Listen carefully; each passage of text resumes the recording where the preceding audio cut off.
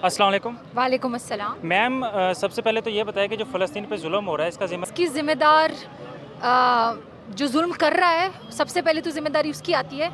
लेकिन जो जुल्म होने दे रहा है, जो जुल्म को सपोर्ट कर रहा है, जो जुल्म की फंडिंग दे रहा है, जो उस जुल्म के ख़िलाफ़ कुछ नहीं कह रहा, वो सबके हाथों पर इनका ख़ून है।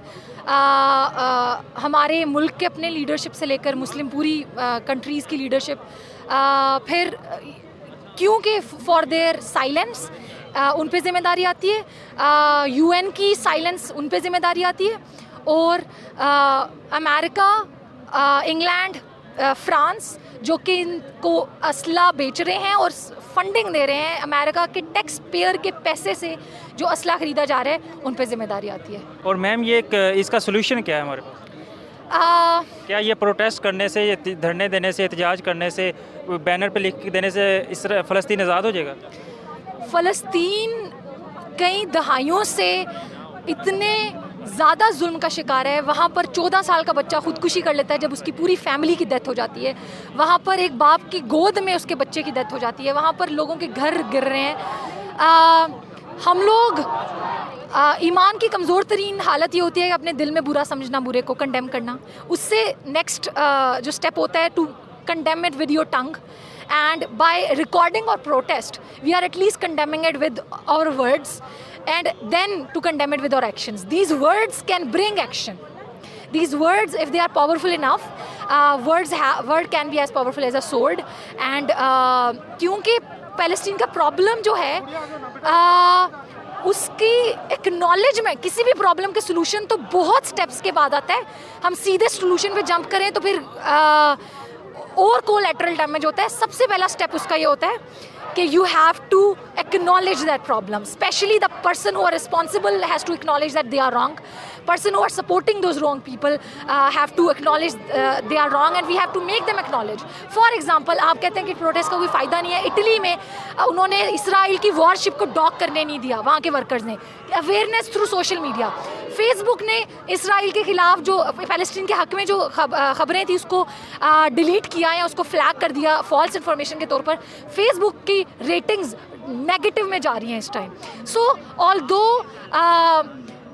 बहुत छोटी सी कंट्रीब्यूशन है ये इस कॉज की, लेकिन कतरा कतरा मिलकर ही समंदर बनता है। और घर बैठने के कुछ ना करने से at least we feel powerless, we don't have the power to stop them, but at least we have to condemn them. और दूसरा, पैलेस्टीन के लोगों की ट्वीट्स पढ़ें जो क्योंकि वहाँ पर अल जज़ीरा का और सारे मीडिया चैनल्स का टावर गिरा दिया गया है, वहाँ से हमें मीडिया की भी कवरेज नहीं आ रही, वहाँ से ऑथेंटिक पैलेस्टाइन के लोगों की जो ट्वीट्स वगैरह आ रही हैं उससे हमें पता चलता है कि वो खुद बता रहे हैं कि हिस्ट्री में कभी उनकी इतनी इंटरनेशनल सपोर्ट नहीं मिली जितनी कुछ इस हफ्ते में मिली है।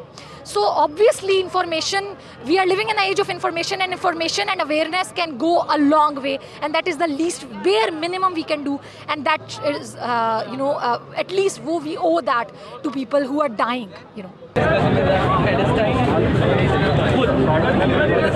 जिम्मेदार है इसराइल, अमेरिका, पाकिस्तान और भी बहुत सारी कंट्रीज हैं। फ्रांस भी इसमें इंक्लूड होता है, बट फर्स्ट ऑफ ऑल मैं पाकिस्तान और पैलेस्टाइन को पैलेस्टाइन जिसने यहाँ तक आने दी, और पाकिस्तान जो कि अभी भी जाके सऊदी से ज़कात लेके आया है। ठीक है, हमारे PM साहब सऊदी अरब गए थे, वहाँ से जाके उन्होंने ज़कात इकट्ठी की है जिसको वो सुना रहे हैं कि हम पाकिस्तान के लिए तरक्की के लिए इस्तेमाल करेंगे।